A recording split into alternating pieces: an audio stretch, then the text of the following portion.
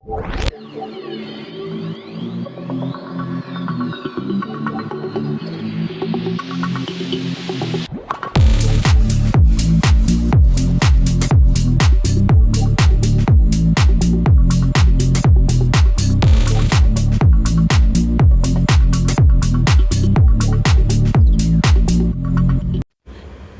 ngayon ang usap-usapan sa social media, ang bagong itsura ni Miss Maymay Entrata.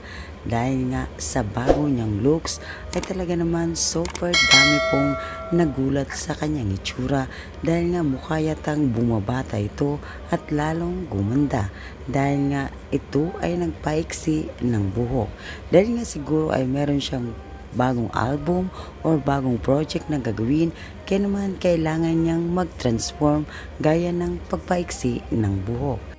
Bagay na bagay talaga ni Maymay Entrata ang kanyang maiksing buhok at lalo itong gumanda at lalo rin itong pumabata.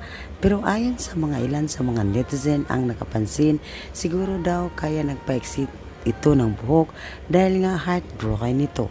Dahil sa ilan sa mga netizen at mga Mayward fans ay napansin na nila na mukha yatang hindi na nagbibigay ng update si Maymay tungkol sa kanyang boyfriend na si Aaron Ashkill, at marami na rin nakapansin na mukha yatang deleted na lahat ng kanyang pictures, video ni Aaron sa kanyang lahat ng kanyang social media account. Kaya naman nabuo ng ilang isipan na ilang mga netizen na talagang hiwalay na nga ito. Ganun pa man na hindi pa rin nagsasalita si Maymay tungkol sa mga issue na lumabas na hiwalay na nga ito sa kanyang Canadian boyfriend na si Aaron Ashkill. At hindi ito nagbigay ng komento na tilabay hindi niya ito pinansin ng ilan sa mga netizen, at no comment ito na lumabas na hakaka na totoong hiwalay na nga ito. Pero ayon pa sa ilang mga netizen na mukha yatang meron talagang bagong project si Maymay, kaya naman kailangan niyang magpaiksi ng buhok or ito ang kanyang bagong style. Samantala, very proud po ang ating Miss Maymay Entrata is dahil sa isa sa kanyang mga pinsan na kanyang pinag-aaral ay ito ay gumraduate na. Kaya naman very proud itong ating Maymay at pinost niya ito sa kanyang social media account. Gaya na lang ng kanyang Instagram.